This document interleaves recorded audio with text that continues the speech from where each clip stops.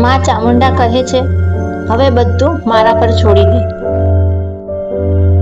બેટા, હું જાણું છું તું અંદરથી કેટલો તૂટી ગયો છે.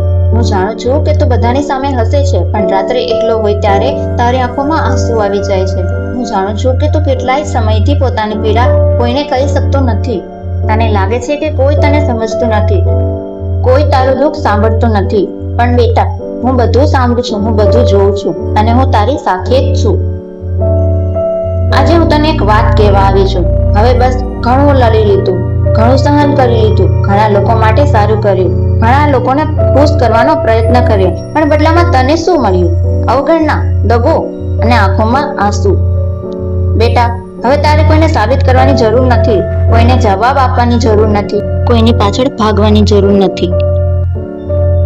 આજે આ ક્ષણે તારા બધા દુઃખ, તારી બધી ચિંતા, તારા બધા ડર મારા ચરણોમાં મૂકી દે. હું તારી માં છું, તને જન્મ આપનાર માં જેટલો જ પ્રેમ કરું છું. તું એકલો નથી, તું ક્યારેય એકલો ન હતો. જ્યારે તું રડતો હતો, હું તારી બાજુમાં હતી. જ્યારે તું તૂટી રહ્યો હતો, ત્યારે તને સંભાળી રહી હતી. જ્યારે તને લાગ્યું કે હવે બધું ખતમ થઈ ગયું, ત્યારે પણ હું તારા માટે રસ્તો બનાવી રહી હતી. બેટા, જે લોકોએ તને દુઃખ આપ્યું છે તેનો હિસાબ મારી પાસે છે. તારે બદલો લેવાની જરૂર નથી, તારે ગુસ્સો રાખવાની જરૂર નથી, તારે માત્ર વિશ્વાસ રાખવાનો છે. ન્યાય મોડો થઈ શકે, પણ મારી નજરમાંથી કંઈ છુપાતું નથી. યોગ્ય સમયે યોગ્ય ન્યાય જરૂર મળશે. બેટા, તું તારી આંખો બંધ કર, એક ઊંડો શ્વાસ લે અને મારા આ શબ્દો સાંભળ. હું તારી સાથે છું.